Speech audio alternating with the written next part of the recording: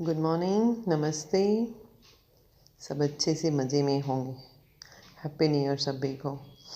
ये नया साल सब के लिए सुखमय हो, स्वास्थ्यवर्धन हो, ऐसी आशा रखती हूँ और भगवान को प्रेयर करती हूँ कि आप सब अच्छे से तैयार होकर जल्दी जल्दी अपनी परफेक्ट स्कूल में बैठकर स्कूल में आ जाओ, है ना।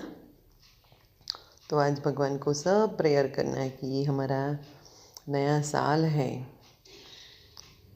वो हमारे लिए फलदायी निकले। ओके बेटा, चलो चैप्टर नंबर 4, पूरक वांचन का ये चैप्टर नंबर 4 है। बहुत समझने लायक है, जिसका नेम है વેલજીની દીકરી। એકાએક જીવરાજને એવું લાગ્યું કે કોઈ પોતાની છાપરી તરફ આવી રહ્યું છે। રાત્રે પેલા માણસને જોઈ અને જીવરાજને તો ઊંઘ આવતી નહોતી। એના પગરવનો અવાજ આવતો હતો, પાંદડાનો અવાજ આવતો હતો, પણ ગોદડું તાણી સૂઈ ગયો, પણ ઊંઘ આવતી નહોતી।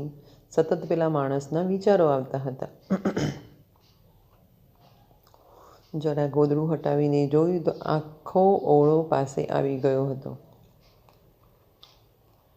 ઓળો પાસે આવી જવો એટલે કોઈકનું આગમન થવું, ઊભું રહેવું કોઈક।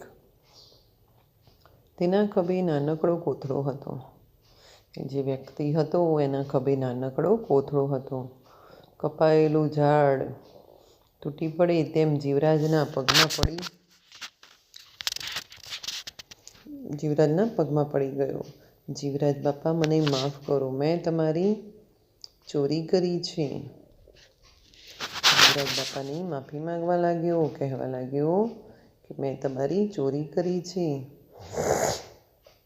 જીવરાજ અવાજ પારખી ગયો। ખિસ્સા ભગતનો દીકરો વેલજી હતો। અવાજ તો ઓળખાઈ જ જાય ને, રાત હોય પણ જો કોઈ આપણી સાથે વાત કરે તો આપણે એનો અવાજ સરસ રીતે ઓળખી શકીએ। તેણે વેલજીનું માથું ઊંચું કરતાં કહ્યું, તે શેની ચોરી કરી છે? મારું તો કશું ચોરાયું નથી। વેલજી ડૂસકા ભરતા બોલે, બાપ, મેં તમારા એરંડાના પાન તોડ્યા છે। આ જે ચોરી કરવા આવ્યો હતો એ પણ ઈમાનદાર જ હતો, પણ એની મજબૂરીના લીધે આ દુષ્કાળ પડ્યો, પાણી નહોતું, ઘાસ નહોતું, તો એની એક મજબૂરીના લીધે એને આ ચોરી કરવી પડી। મારું તો કશું હતું જ નહીં। વેલજી ડૂસકા ભરતા બોલે, બાપા, મેં તમારા એરંડાના પાન તોડ્યા છે। ચોરી કર્યા પછી મને થયું કે મેં પાપ કર્યું છે। અબોલા જીવ ખાતર ઘર મેલી દેનારને છેતર્યો છે બાપા। આ જીવરાજ અબોલા જીવ એટલે બળદો માટે એને ઘર બદલ્યું હતું, મતલબ કે ઘર છોડ્યું અને ક્યાં રહેવા ગયો? સીમમાં। મને માફ કરો બાપા। 10 દાડા પહેલાં મારે ત્યાં દીકરી જન્મી છે। એની માને જરાય ધાવણ નથી। આ કોણ કહેવા લાગ્યું? વેલજી। 10 દિવસ પહેલાં જ એને ત્યાં દીકરીનો જન્મ થયો છે, પણ એની માને ધાવણ નથી આવતું। આ દુકાળમાં કોઈ ખાવાના ઠેકાણા નહીં, પીવાના ઠેકાણા નહીં, તો ધાવણ ક્યાંથી આવે? સુવાવડી સ્ત્રીને તો એટલું બધું ખાવાનું હોય જેથી કરીને બાળક માટે એ ધાવણ આપી શકે।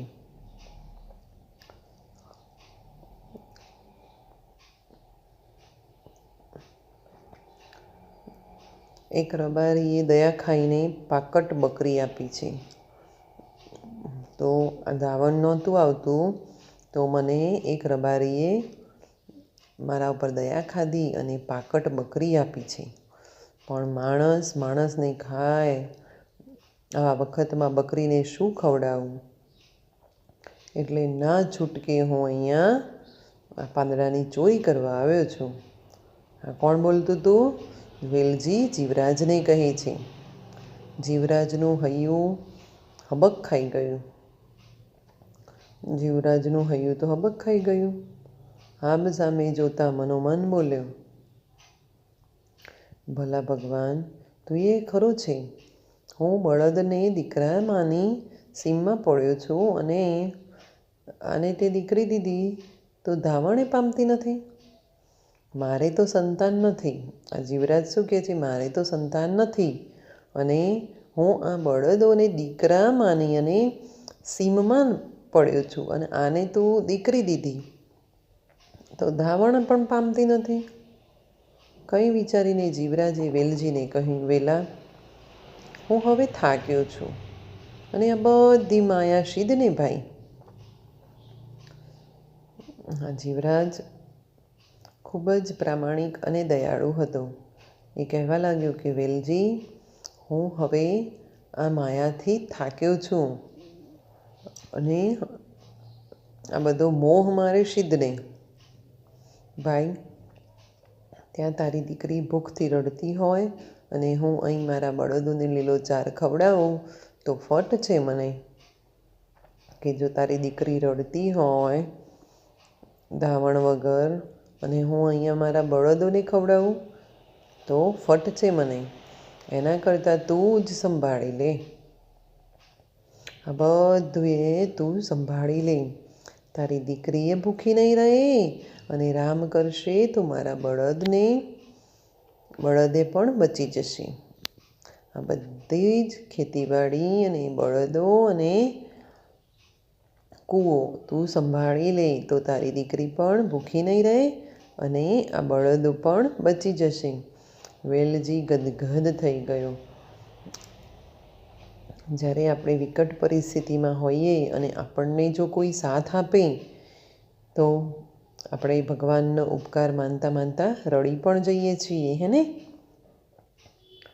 તો આ લેસનમાંથી આપણે શું શીખવું જોઈએ કે હંમેશા કપરા સમયમાં પણ આપણે એકબીજાની મદદ કરવી જોઈએ, એકબીજાની લાગણીઓને સમજવી જોઈએ અને પ્રામાણિક બનવું જોઈએ. ખરું ને બાળમિત્રો? ચાલો હવે શબ્દ સમજૂતી જોઈએ. ઓછાયો એટલે પડછાયો. ખાણેતરું, જ્યાં માટી ખોદાતી હોય તેવી જગ્યા.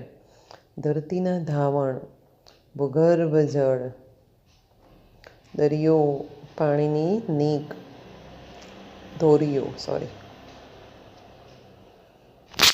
પાકટ. ધોરિયો એટલે ધોરિયાની ધારે ધારે કહીએ છીએ ને આપણે. તો ખેતરની અંદર જ્યારે પાણી વાળવાનું હોય ત્યારે નીક બનાવવામાં આવે છે. એને ધોરિયો કહીએ છીએ. પાકટ, મોટી ઉંમરનું. પારકી છઠ્ઠીનો જાગતર, બીજાના ભલા માટે સતત ચિંતિત રહેનાર.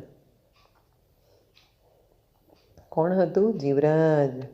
ગડમથલ એટલે મહેનત. દાયકો એટલે 10 વર્ષ. આવ, સરવાણી. આવ એટલે સરવાણી, આવરો. રૂઢિપ્રયોગો. એકના બે ન થવું, મક્કમ રહેવું. તો જીવરાજ પોતાની વાત ઉપર મક્કમ રહેતા હતા, એકના બે ન થતા. લોહી પાણી એક કરવા, પુષ્કળ મહેનત કરવી.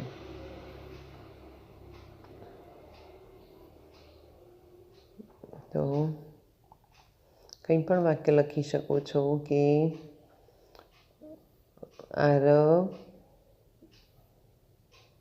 પરીક્ષા માટે લોહી પાણી એક કરે છે, પુષ્કળ મહેનત કરે છે. આ રીતે તમે વાક્ય પ્રયોગ કરી શકો છો. ઓકે બેટા?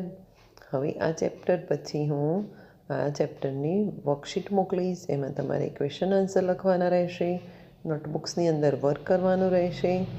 શબ્દ સમજૂતી, રૂઢિપ્રયોગ અને ક્વેશ્ચન આન્સર તો કરશો ને? Very good, thank you.